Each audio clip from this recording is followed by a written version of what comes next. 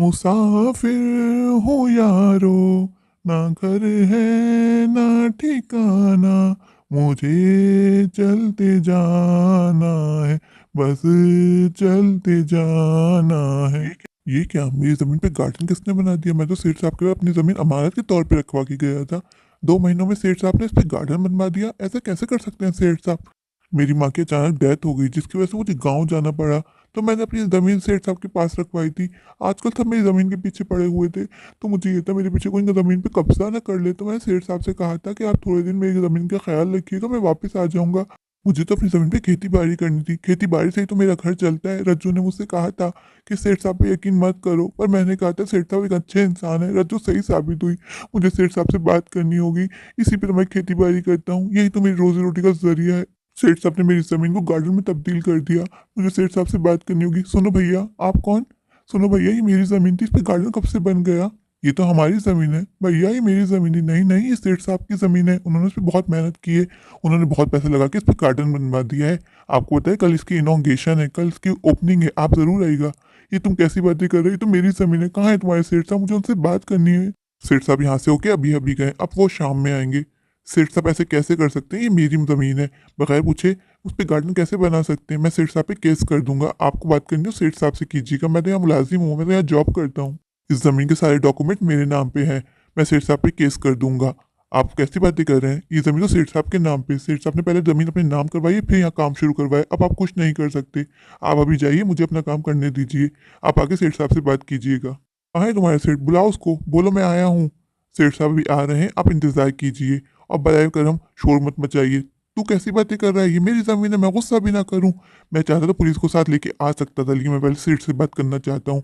उसने मेरी ज़मीन पे कब्ज़ा कैसे किया? वो मेरे बच्चों के हक पे कैसे डाका डाल सकता है? ये मेरी ज़मीन थी, इस पे मैं खेती-बाड़ी करता हूँ। ये मेरी रोज़ी-रोटी का ज़रिया है। बुला अपने सेठ को, मैंने कहा है ना आपसे कि वो आने वाले हैं। आप शोर-शराबा मत कीजिए, उनका इंतज़ार कीजिए, फिर खुद उनसे निपटिए। उससे उलझने का कोई फ़ायदा नहीं है। मैं यहाँ एक मामूली सा नौकर हूँ, तो बुलाना अपने सेठ को। मैंने कहा है ना आपसे कि वो आने वाले हैं, आप इंतज़ार कीजिए। तेरा सेठ एक धोखेबाज इंसान है। उसने मेरी ज़मीन पे गार्डन कैसे बनाया? यहाँ मैं खेती-बाड़ी करता हूँ। मैं छोड़ूँगा नहीं तेरे सेठ को, साथ-साथ तुझे भी जेल में बंद करवाऊँगा। तूने उसका साथ दिया है ना? तेरा सेठ एक धोखेबाज इंसान है, वो तुझे भी नहीं छोड़ेगा, वो तुझे भी धोखा देगा। सेठ साहब मेरी मर्ज़ी के बगैर आपने मेरी ज़मीन पे गार्डन कैसे बनवाया? आप जानते हैं ना ये ज़मीन में मैं खेती-बाड़ी करता हूँ, यही मेरी कमाई का ज़रिया है। आपको मैं अपनी ज़मीन रखवा के गया था। आप जानते हैं गुलशेर मेरे पीछे पड़ा था, ज़मीन पे कब्ज़ा करना चाहता था। अचानक मेरी माँ के मरने की खबर आई तो मुझे गाँव जाना पड़ा। मैंने आपको अपनी ज़मीन रखवाई थी हिफ़ाज़त करने के लिए, ना कि उस पे कब्ज़ा करने के लिए। बहुत बकवास कर ली तूने मेरे सामने। तेरी औकात क्या है मेरे सामने? तूने ये ज़मीन मुझे रखवाई थी। ये ज़मीन पहले से मेरी थी। मैंने तुझे भीख में दान की थी। मुझे तुझ पे दया आ गई थी। तो मेरी ज़मीन तो मैंने वापस ले ली। सेठ साहब आप छोटी-मोटी कहानी बना रहे हैं। ये ज़मीन मैंने आपसे 25 लाख में खरीदी थी। ये बात आप अच्छे से जानते हैं। आपने मुझसे कहा कि तू गाँव जा रहा है, ऐसा कर अपने पेपर में मुझे रखवा दे। मैंने आप पे यकीन किया था। आहाहा! किसने कहा था मुझ पे यकीन करने को? अब ये ज़मीन मेरे नाम हो गई है, अब तू कुछ नहीं कर पाएगा। तुझे जो करना है कर ले। सेठ साहब आपने मुझे धोखा दिया है। मैं सेठ साहब के खिलाफ पुलिस स्टेशन जाऊँगा, एफआईआर दर्ज करवाऊँगा। ये ज़मीन मेरी थी, मैं इसको लेके रहूँगा। रज्जू मुझे माफ़ नहीं करेगी। इस ज़मीन पे आधा पैसा रज्जू ने भी मिलाया था, उसकी मेहनत है इस पे। मैं सेठ साहब से किसी भी कीमत पे अपनी ज़मीन वापस लेके रहूँगा। मैं कैसे खाऊँगा-पीऊँगा? यही तो मेरी कमाई का ज़रिया है।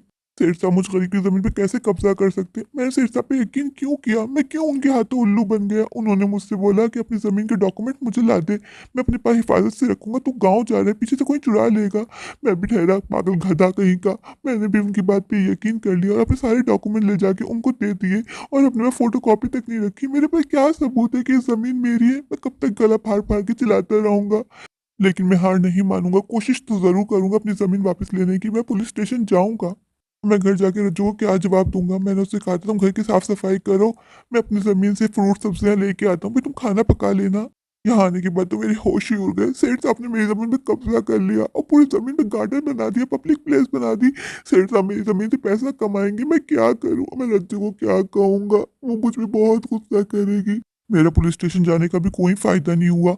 मैंने कंप्लेंट दर्ज करवाई पर उन्होंने बोला पहले ज़मीन के पेपर ला के दिखाओ। मेरे पास तो कोई पेपर ही नहीं है, तो उन्होंने बोला चले जाओ, तुम्हारे पास कोई सबूत नहीं है, ये ज़मीन सेठ साहब के नाम पे है। मैं करूँ तो क्या करूँ? मैं तो लुट गया।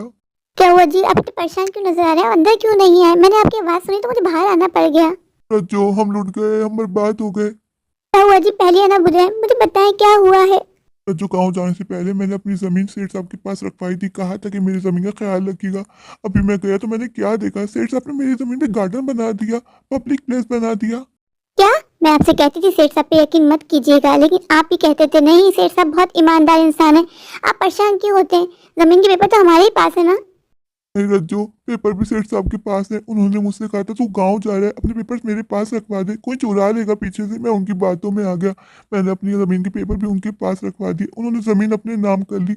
इस ज़मीन पे मेरा कोई हक नहीं रहा, कोई सबूत नहीं है कि ज़मीन पहले मेरी थी। मैं पुलिस स्टेशन गया था, मैंने रिपोर्ट भी दर्ज करवाई। उन्होंने बोला पेपर ला के दिखाओ, मेरे पास तो कोई पेपर ही नहीं है। सेठ साहब ने सारी ज़मीन अपने नाम करवा ली। रज्जो, हम लुट गए, हम बर्बाद हो गए।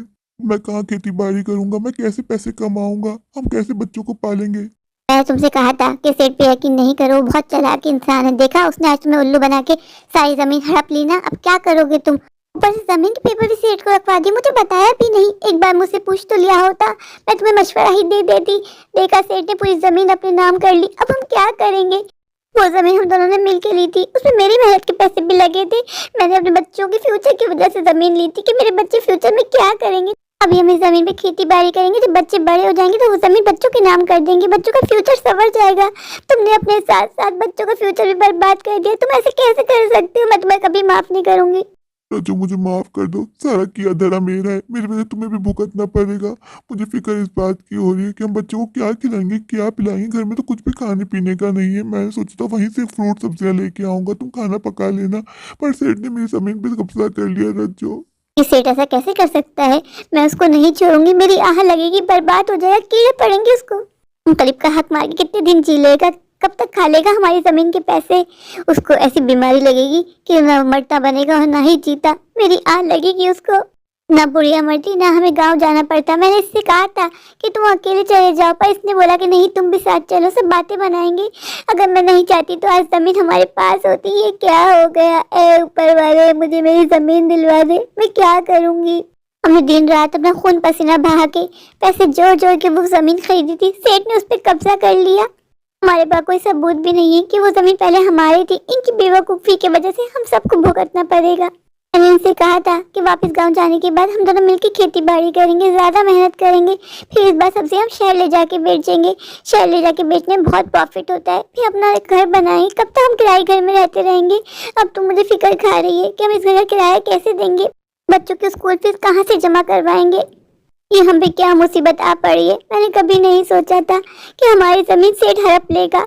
हम तो जीते जी लुट गए, बर्बाद हो गए। सेठ तुझे मैं नहीं छोड़ूंगी, मैं तुझसे बदला लेके रहूंगी। पता नहीं क्यों इन्होंने सेठ साहब पे यकीन कर लिया। आजकल लोग अपने सगे बहन भाइयों पे यकीन नहीं करते, इन्होंने एक गैर पे यकीन कर लिया। उसका सिला तो इनको मिल गया, पर इनकी वजह से हम सबको सरवाइव करना पड़ेगा। मैं बच्चों को कहाँ से खिलाऊंगी? मुझे अब दूसरों के झाड़ू पोछा करना पड़ेगा। इतने दिनों बाद मैंने सुकून का सांस लिया था कि अब खेती बाड़ी करूंगी, अच्छे दिन आने वाले। इनकी वजह से फिर से मुझे घरों में जा जाके झाड़ू पोछा करना पड़ेगा। पहले भी झाड़ू पोछा कर करके हमने ये जमीन बनाई थी। सोचा था इस पर खेती बाड़ी करेंगे, हमारे हालात बदलेंगे, पर किसने सोचा था कि फिर वही वक्त वापस लौट आएगा।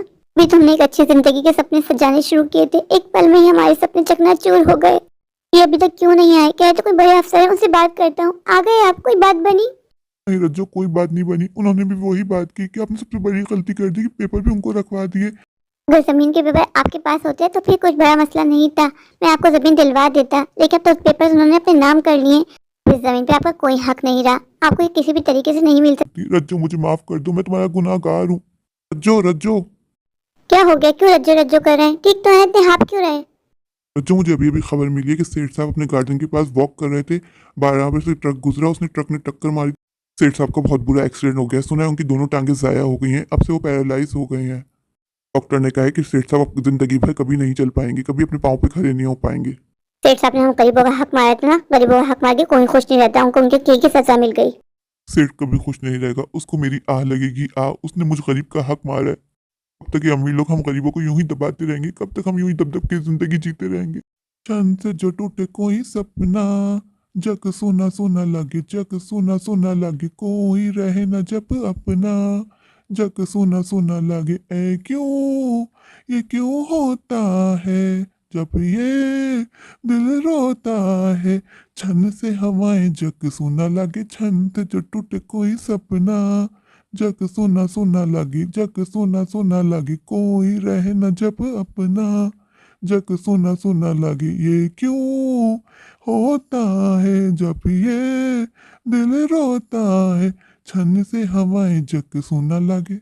मेरे प्यारे प्यारे व्यूवर्स, अगर आपको मेरी आज की ये स्टोरी अच्छी लगे तो प्लीज़ मेरे चैनल को लाइक कीजिए, अपने दोस्तों के साथ शेयर कीजिए और हाँ, मेरे चैनल को सब्सक्राइब करना बिल्कुल मत भूलिए। तो अभी जाइए जाके मेरे चैनल को सब्सक्राइब कर दीजिए अगर आप लोग मेरे चैनल पर नए हैं, और अभी सब्सक्राइब नहीं किया तो इंतज़ार किस बात का।